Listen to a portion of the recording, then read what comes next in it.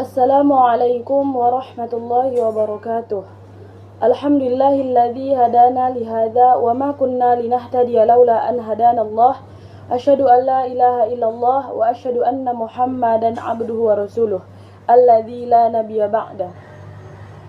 Alhamdulillah, segala puji bagi Allah yang telah memberikan kita begitu banyak nikmat, baik itu nikmat kesehatan, keimanan, dan kelapangan waktu, sehingga saya dapat menyelesaikan tugas mata kuliah desain pembelajaran dengan materi desain pembelajaran sejarah kebudayaan Islam yang telah diberikan oleh dosen kami, yaitu Buya Dr. Suhardi, SPDI MA, dengan tepat waktu. Tak lupa, salat beriringkan salam, semoga selalu tercurahkan kepada baginda Rasulullah SAW. Semoga kita dapat mendapatkan syafaat beliau di hari yaumil akhir. Amin, amin, ya rabbal alamin. Perkenalkan, nama saya Raja Fitriana Fadilah dari Fakultas Tarbiyah, Prodi Pendidikan Agama Islam semester 3. Di sini, saya akan memaparkan isi dari desain pembelajaran sejarah kebudayaan Islam yang telah saya buat. Baiklah, langsung saja. Pada halaman pertama, terdapat KD, yang biasa disebut dengan kompetensi dasar, yaitu berisi tentang menganalisis dan mengklasifikasikan proses lahirnya Bani Abbasiyah di Baghdad, serta fase-fase pemerintahan Bani Abbasiyah di Baghdad. Di bagian kedua, terdapat indikator pencapaian, yang dimana indikator pencapaian dari desain pembelajaran ini yaitu menceritakan sejarah lahirnya dinasti Bani Abbasiyah, menjabarkan fase pembentukan pemerintahan Bani Abbasiyah, serta menjelaskan fase keemasan dan kelemahan dari dinasti Abbasiyah. Pada halaman berikutnya, terdapat tujuan pembelajaran, yang dimana saya berharap bahwa setiap siswa yang sudah membaca desain pembelajaran ini, siswa diharapkan dapat menjelaskan sejarah lahirnya Bani Abbasiyah dan fase-fase pembentukan pemerintahan dinasti Abbasiyah. Pada halaman berikutnya, terdapat halaman inti dari desain pembelajaran ini, yaitu di mana saya merangkum materi dari proses lahirnya Bani Abbasiyah secara singkat, yaitu Bani Abbasiyah atau Kekhalifahan Abbasiyah adalah kekhalifahan kedua Islam yang berkuasa di Baghdad.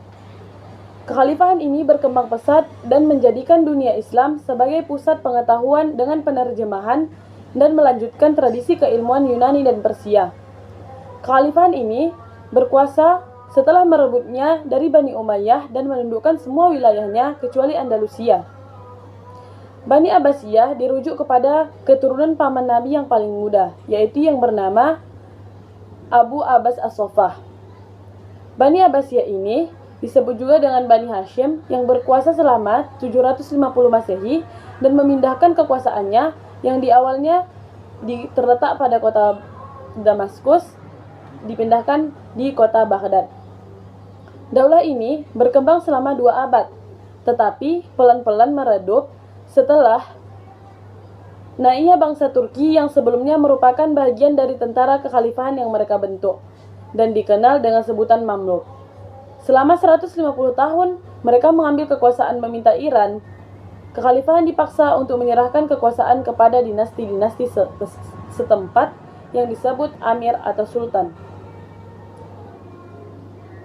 Pada halaman berikutnya, saya merangkum masa keemasan dinasti Abbasiyah, yang dimana pada periode pertama, pada tahun 132 Hijriah sampai 232 Hijriah, periode ini disebut sebagai periode pengaruh Arab dan Persia pertama. Pemerintahan Bani Abbasiyah mencapai keemasannya pada periode ini. Secara politis, para khalifah betul-betul tokoh yang kuat dan merupakan pusat kekuasaan politik dan agama sekaligus. Di sisi lain, kemakmuran masyarakat mencapai tingkat tertinggi pada periode ini. Periode ini juga berhasil menyiapkan landasan bagi perkembangan filsafat dan ilmu pengetahuan dalam Islam. Namun, setelah periode ini berakhir, pemerintahan Bani Abbasiyah mulai menurun dalam bidang politik, meskipun dalam bidang filsafat dan ilmu pengetahuan terus berkembang.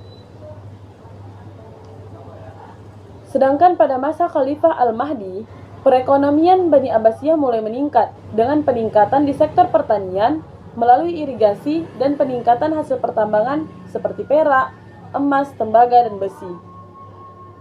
Terkecuali ini, dagang transit antara timur dan barat juga banyak membawa kekayaan dengan Basrah yang menjadi pelabuhan yang penting. Popularitas Daulah Abbasiyah mencapai puncaknya di zaman Khalifah Harun ar-Rasyid pada tahun 786 Masehi sampai 809 Masehi.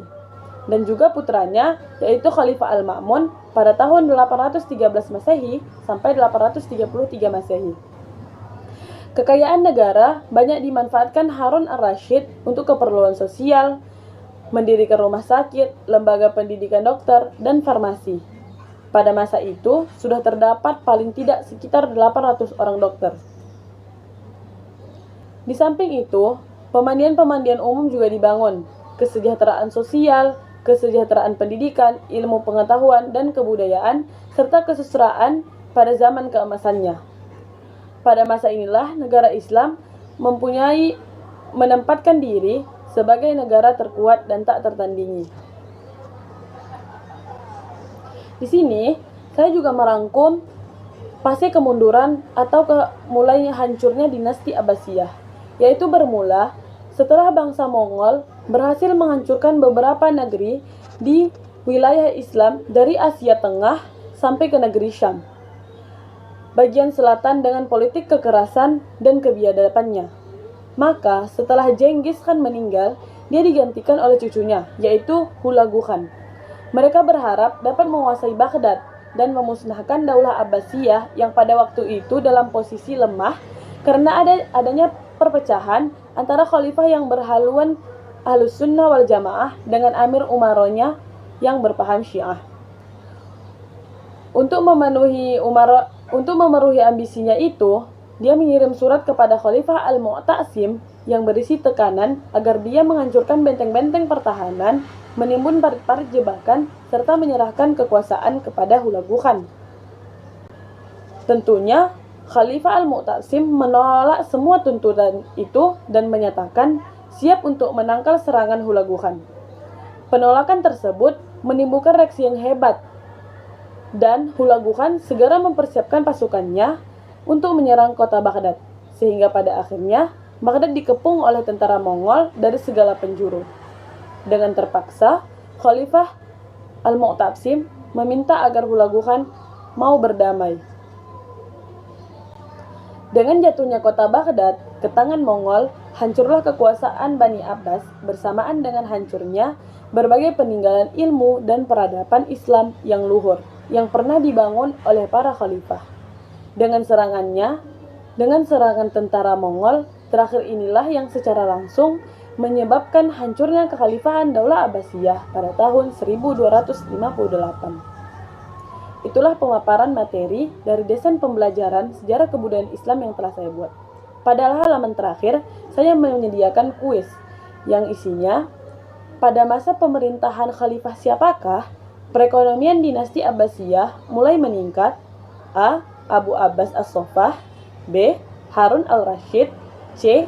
Al-Mu'tasim, D. Al-Ma'mun, dan E. Al-Mahdi. Tentu jawabannya adalah E.